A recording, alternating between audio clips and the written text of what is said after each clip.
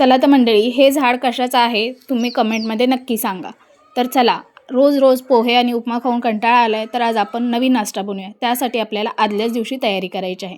त्यासाठी मी घेतलेला आहे 1 वाटी तांदूळ, 2-3 मेथीचे दाणे, त्याचबरोबर अर्धी वाटी उडीद. हे उडीद आहेत अख्खे. तुम्ही डाळही घेऊ शकता. त्याला आपल्याला 4 ते 5 तास पाण्यामध्ये ठेवायचं आहे. त्यानंतर आपल्याला त्याचं वाटण करायचं आहे. त्यातलं आता आपण पाणी काढून घेऊया. पाणी काढून घेतल्यानंतर आपल्याला आधी उडीद बारीक करून घ्यायचे आहेत. उडीद आधी बारीक केल्यामुळे नंतर तांदूळ वाटला की उडदाचं जे चिकट पीठ असतं ते सगळं निघून येतं. तर आपण उडीद आता बारीक करून घेऊया. त्यामध्ये मी थोडंसं पाणी घालणार आहे.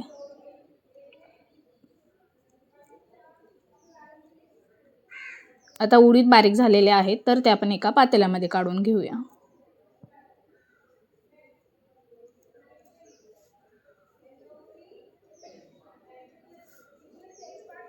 तर आता आपण तांदूळही त्याच भांड्यामध्ये बारीक करून घेणार आहोत. मी तांदूळ बारीक करताना त्यात थोडासा शिजलेला भात सुद्धा घालते.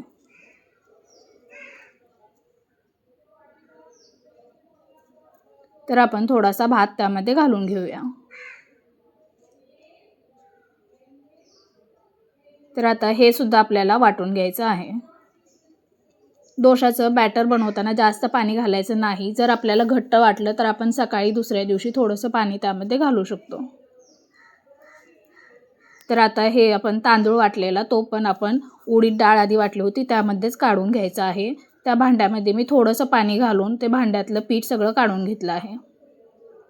त्याचबरोबर हे आता आपल्याला रात्रभर झाकून व्यवस्थित ठेवायचं आहे. दुसऱ्या दिवशी सकाळी तुम्ही बघू शकता मी मोठं पातेलं घेतलं होतं, त्यामुळे पीठ बिलकुल पण बाहेर आलेलं नाही आणि आपलं पीठ आता छान भिजलेलं आहे. आता यामध्ये थोडंसं आपण मीठ घालून घ्यायचं आहे आणि 1 तासभर पुन्हा तसंच ठेवायचं आहे झाकून.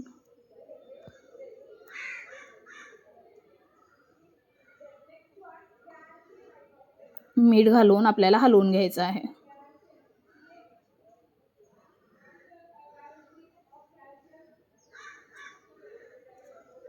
आणि आपण आता हे झाकून ठेवणार आहोत आणि तोपर्यंत आपण खोबऱ्याची चटणी म्हणजेच नारळाची चटणी करून घेणार आहोत. तर त्यासाठी मी इथं घेतलेला आहे नारळ.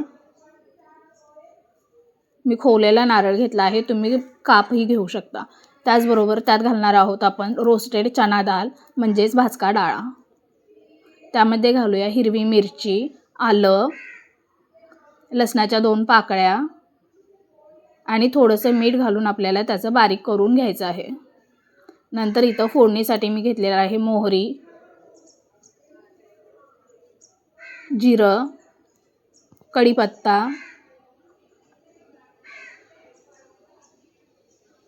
ही फोडणी आपल्याला खोबऱ्याची चटणी जी वाटली होती त्यामध्ये घालून घ्यायची आहे. त्यानंतर आपण ऑनियन कांदा म्हणजे कांदा टमाटरची चटणी करणार आहोत. त्यासाठी इथे मी घेतलेले आहेत कांदे 3, त्याचबरोबर 1 टमाटर. थोडंसं तेल घालून आपल्याला त्यामध्ये कांदा थोडासा लालसर भाजून घ्यायचा आहे. त्यामध्येच आपल्याला टोमॅटोही घालून घ्यायचा आहे. थोडंसं कांदा टमाटर भाजले की त्यामध्ये लाल तिखट आणि मीठ घालायचं आहे.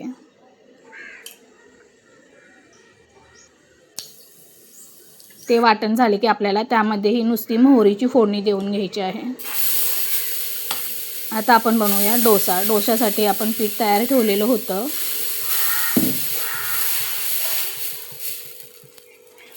मी इथं डोसाला तूप लावलेलं आहे, तर तुम्ही तेलही लावू शकता.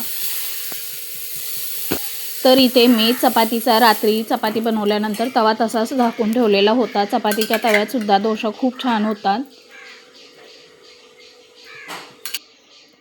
तुम्हाला माझ्या रेसिपी कशा वाटतात ते कमेंटमध्ये नक्की सांगा आणि लाईक, शेअर, सबस्क्राईब नक्की करा.